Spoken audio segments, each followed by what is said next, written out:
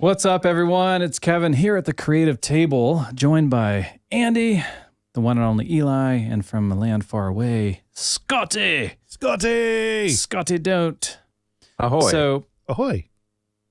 We were thinking, it's impossible to go a day without hearing some news in AI or something else about this came out or that came out or this new technique or this new way of prompting or directing or whatever. And it's, of course, pervasive in all subjects and ages and from the classroom to the conference room.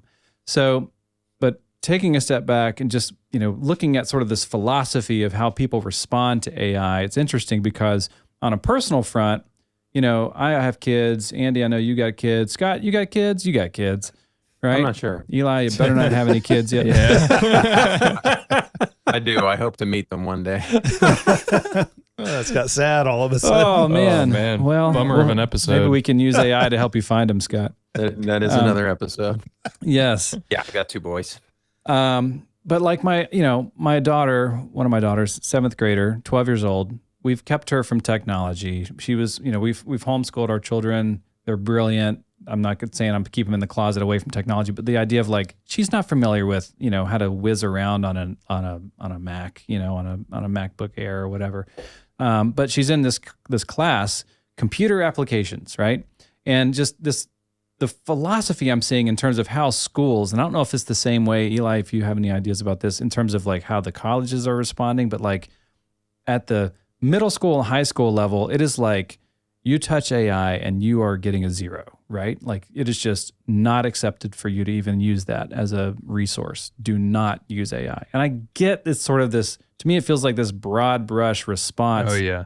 Right? It's to so taboo and yeah. It's it feels like they're trying to just make a broad brush, ruling for what the kids need to protect their mental development or their education or whatever. But at the same time, it also feels a little self-preservation, it's almost don't do that. We need you to need us. I don't think they've thought that deep about it. I think it's just they don't want you writing your essay with it. That's yes, really and that is true. That's their number one surface level thing. But I think maybe at the collegiate level, there's a more, this is nothing to back this up right now. But I mean, I wouldn't be surprised if behind closed doors are guys, we got to figure something. Yeah, we got to figure something out here. Yeah, our jobs are ticking away. Access to information and so forth that we used to provide is no longer needed. We've got to respond. So anyway, it was interesting because this idea just feels wrong to me in terms of don't look at AI, don't touch AI. Wait a minute, why are we not saying instead, what's the right way to respond to AI, and is there a healthy and responsible way to leverage it for the things that we're already learning? And how do we integrate that? And I just don't think there's been enough time for schools to figure that out. But that's been my thought process. And then I saw recently, which brings us to today's topic, that less than a month ago, ChatGPT updated a feature for paid subscribers called Study and Learn. And if you're not familiar with it, it's kind of buried.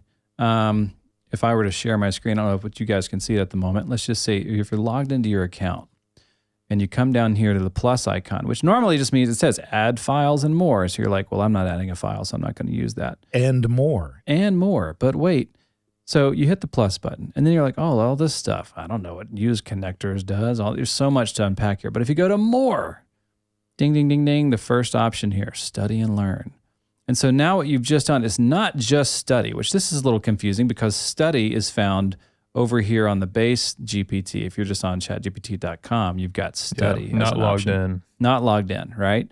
But if you're logged in and you've got Study and Learn activated, the difference is you have now the ability to go beyond quote unquote study, which is flashcards and memory utilization exercises, things. Study and Learn actually hangs with you over time and helps you develop a it's a sort of a curated experience for how you learn. It learns how you learn and then helps you along the way and doesn't give you the answer, right? It gives you sort of a nudge in the right direction, like a tutor would or a teacher would. And it just occurred to me this is more in line with, I think, what schools could even be saying in terms of, hey, maybe it's not don't use ChatGPT or don't use AI. Maybe it's like, if you're going to use these tools, make sure you're using them to study and to learn and not cheat. Because there are ways to find out whether that's happening, right? Like, thoughts on that? Like, you just came out of, film school, for example. How would that have impacted you? Because we could demo some things here with it, but I mean, just conceptually. So I graduated in 2024. Yeah. And so I and I got into college 2020. ChatGPT came out like about the halfway point. Mm-hmm. So like the back half of my college career, I heard all about how you shouldn't use ChatGPT for anything. And like at that time, at least, like it was definitely warranted because, like at that point, it just wasn't that good. It was very, average at writing your papers for you and very uninspired, and like it was easy to pick out. It wasn't good. I'm sure it's better now, but there is still like sometimes you can always tell like there's still a little element of AI when something's written by it, good old M dashes and the way sentences are structured, you can kind of tell and pick it out. And at that time it was just like, all right, ChatGPT, give me the answers to my test, or whatever it might be. So that's what I'm coming from, and now we're sitting here looking at this, and it's like, I could see it being leveraged for like, I could see good. This kind of thing. Yeah, leveraged for good. I could see schools looking at this and being like, you know what? Let's rethink our position on it. Like, I think for me, of just such a broad. It's exciting because like my daughter in the computer applications class, she's never like she's trying to learn how to type, and yet less than 2 weeks in, they're going, "Hey, you're expected to discuss RAM and ROM and like how the motherboard connects to the hard drive and the way that the information flows." And like, I'm going, okay. Yes, peripheral devices is something you could ask her questions about, but she can't even say that word. She's never heard that. She has nothing to connect that to. And it's just sort of the speed of, we're just trying to get her to not be a boomer on a laptop first. Right? Yeah. To even understand why do we even have... heard that. I was waiting for Scott to say it, but he didn't bring it. Give me one. Wondersonlaptops.com. Yeah. It's Scott's new venture. Yep. Yeah. Well, when Ethan was Ethan, your younger brother, my second born. Yes, I remember him. He has sat within this chair when he was in college, or he still is in college, but when Notebook LM came out, he used it to create, study guides off of PDFs from the professor. And that was really helpful for him. But this is like light years beyond that. I mean, we have a client in town who's building essentially what Study and Learn's doing, but it's using only their curriculum from their school to teach. So it's almost like this is just starting to merge with what they're doing. Yeah, I wonder if it almost puts them in danger. Yeah. How long before you just say, upload your curriculum, done. Now it's teaching and educating and tutoring, right? Yeah, on your behalf. I'd be surprised it. Sorry, go ahead, Andy. No, go ahead, Scott. I was just going to say. No, wait, Scott. Why don't you go ahead? Yeah. Okay. How about I go ahead? Sounds good, Scott. Why don't you take? I'd be surprised if it wasn't on their roadmap all along to, have kind of this guardrails version that schools could use with like. It seems to me that they'll, issue like a special login, right, for classes to use. Oh, that's a great idea. An account that will have those guardrails and, have the curated data and like, have guardrails around them, the questions that are asked and all that kind of thing. So yeah, I guess my point is that it just seems to me like that's probably something they've had in mind for a while, to kind of mitigate, just unfettered use of GPT to get any and all, information and not actually get a legit education. Yeah. I get excited about it because like when you punch in, everybody knows this, right? You punch in on your phone where you're going and the Google Maps or Apple Maps or whatever just comes up and tells you how to get there and just follow the line mindlessly, right? Like this lemming. And then you're living in the city 10 years and you're like, I don't know even where I'm at now because I've always just followed the blue line to my destination. I can't drive home without Google Maps. Right? It's like, it's kind of crazy. And yet we all remember, except maybe you, Eli, right? Holding that atlas in our lap going, where do we go right now? How do I get there? MapQuest. Yeah, MapQuest, that whole Printed thing. on your dot matrix printer. You can't even read it when you're driving. And even when have 4 MapQuest came pages. out, I remember my grandfather still being like insistent on writing the directions down on like a napkin before I left the house to get back home. You know, like you turn left at the second Sitco, and then when the dirt road goes from pavement to dirt, you know you've gone too far. You got to go back to Bob's tire repair. You know, it's like turn left about 5 miles before Jim Bob's farm. Yep. Yeah. Right. But and I mean, what's exciting is like, you know, I've said this before on the show. Like Sylvester Stallone, I remember when all the AI and stuff was coming out, he was like, "What are we supposed to do now? Like, just put our brains in the pickle jar and set them on the shelf? Like, everyone's just going to have that sort of GPS." You know, mentality, that brain rot from just like, okay, I'm just doing the thing, you know, idiocracy. Yeah. Oh, I don't know. Let me ask ChatGPT. I mean, this could have been purely a business decision to jump off what Scott kind of was saying. I think it made me think like chat could have been like, oh crap, the entire world of school systems is going to ban us. We got to make a version that we can still get their money, you know? And I mean, there's a win in that for everybody. In a funny way though, like what they've built kind of replaces in some ways a large part of the need for teachers, which is debatable. But like Scott, you made a point when this morning we were talking about it. Can you talk a little bit about where you see this going? Like pretty soon there's going to be more than just text and voice.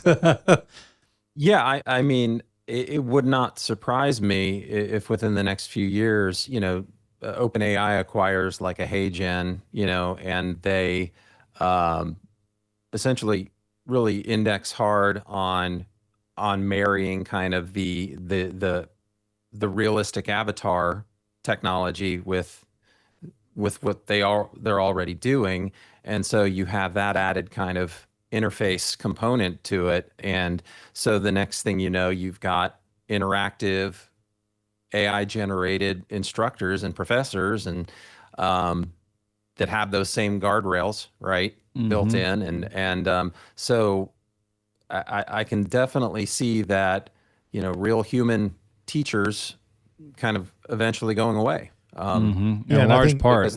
Well, and I think to a detriment, right, to society. I mean, you know, my wife teaches English in a co-op school, part-time school. And like, I mean, they're you know, as a teacher, she's imparting more than just here's the knowledge and the wisdom, right? That's the downfall we forget about is the humanity of it all. So I think there's and the relationship and the interpersonal skills and all that stuff. Yeah, and you know, the elements of faith that are woven into that. I mean, you can digitize that to some degree, but it's going to get lost. I think there's a role for it as a tutor. I think that's where it could be. You know, help parents help their kids.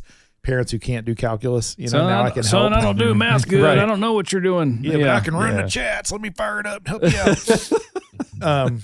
But hopefully it doesn't go pure, you know. Yeah, but to that point, like I can kind of plot out where this is going. Like Scott said at first, but like next thing you know, ChatGPT is building like a classroom environment or portal engine kind of thing, where, you know, you log in with your school email and you're put in a classroom with so many students, and then there's a teacher who has admin privileges over everything, and you're all in the ChatGPT system.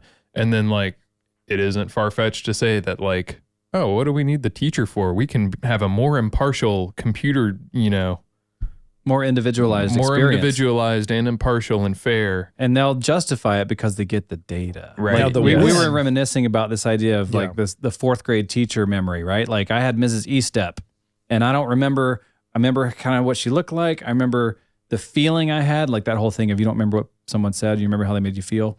I remember the feeling of her classroom and the activities and things, but I don't remember like an explicit conversation. You couldn't point to right? But in this case, every word you ever say to the real-time generated avatar is going to be, you know, potentially mined in your future. So they're, you know, this is like getting into the dystopian side of it a little bit, right? But this idea that like everything ever taught and everything you ever said back to the machine is going to be accessible and used either for or against you in some way. The best of both worlds would be if you're a teacher and you can create your own flavor based on you and your teaching to be the way that study and learn works. You know, it's like study and learn feature blended with, you know, Mrs. Costanza, the fourth grade teacher, you know, and it's in her vibe, and you know, that'd be cool. I mean, One thing that I thought was really cool for me personally is like, I'm a creative through and through. And I just said to Chat, earlier as a test for this study and learn feature, I'm like, hey, I went to, school for art. I was, from the beginning of, as soon as I could pick up a pencil, basically it was art in some shape or form through my whole life. And if I could go back in time, that whole thing of, I would throw some business in there with that. You learn, the school of hard knocks, so to speak. But like, this is interesting because you can really, like, I don't want to go get my MBA right now because I got to go through all these hoops. And a lot of times you're doing work just to check the boxes of the system. But maybe what you need is just you could pay a ton of money for somebody to be your consultant or your fractional, whatever. Mm-hmm. But in this case, it's interesting because, like, watch this. If I go in here and I say, hey, I'm a creative, let's see. It says, get a life, get a real job. Right. Trained as I'll say fine artist turned digital artist turned business owner. I wish I had, or I wish I could have gotten, I'll just say my MBA. Can you help me with this?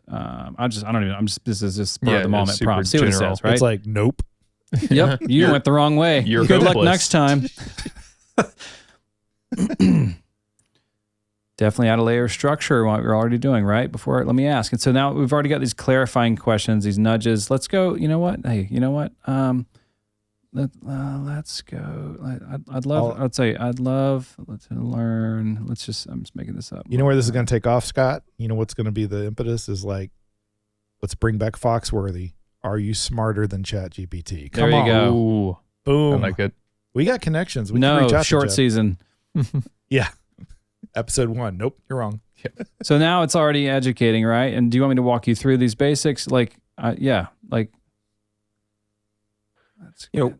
One thing, kind of touching on what Andy said, is, especially at like the college level, where I can see this really being problematic is like, think of how many it's already laying out the outline, conversations- guys. Sorry, Scott. It's already laying it's out all this good. outline. That's insane. It's like, here's your syllabus for the year. We're already getting started. Right. Yeah. And you can just jump in. I'm typing, which is slow, but this could be a conversation. It's going to remember every interaction I have. It's going to get to know who I am. It's going to start to respond and talk to me in a way that the way my brain works. This is just such a huge indicator for people who have passions around business or even, whether gardening or martial arts or, you name it. History or English, my kids, your kids, etc. So parents, take note if you're watching. Sorry, Scott. No, I'm all done. good. And that kind of touches on where I was going with that. The whole idea of like personal anecdotes in education, and this happened to me. And here's how it's relevant. Let me tell you about this experience I had, especially in more of like the soft sciences and things like that, right? It's like, how are you ever going to have that component, integrated into the AI educational experience, right?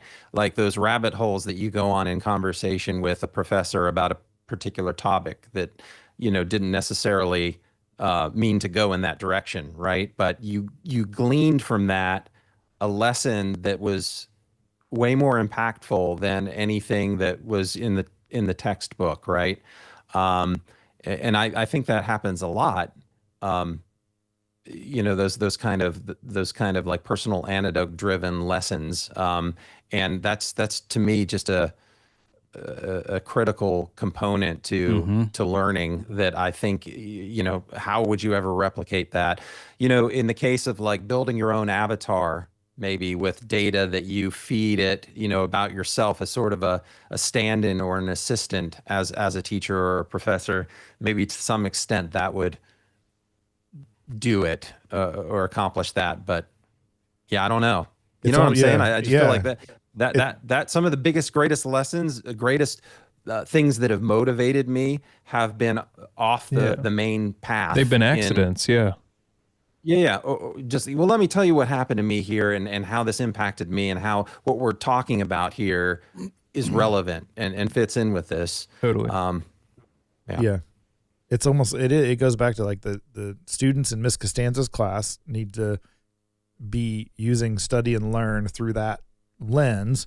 And then the teacher needs to be committed to creating his or her style of teaching, maybe just by recording every class they teach in person, and it becomes the voice that trains so every class could literally feel different. Now I'm conflating ChatGPT with Gemini. Well, you can almost see like the avatar you've built for yourself doing, the main portion of the class experience and lesson and all that, and then there's this portion at the end where you field Q&A, right? Where the real human instructor says, okay, let's discuss, let's talk, let's unpack scenarios. So much more that we could discuss, but I think the takeaway here is that how you respond determines whether you succeed or fail, especially when it comes to AI, right? Look at it with a solution mindset. Don't look at it with a problem mindset where you just hit a wall and stop in discouragement, right? So I think that's our main takeaway here is like, how can you leverage these tools in a way that continues to serve you well and to allow you to serve and provide value to others? So with that said, if you found this interesting, let us know what your thoughts are in the comments below. Hit that subscribe button. We'll see you next time as we continue to unpack on this journey of sort of the business of art and how, in this case, AI plays into that. And I still don't like Avatar. Just for the record. All right, old guy. Old man number 3. Until next time. Bring the heat. Bring it. See ya. OG3.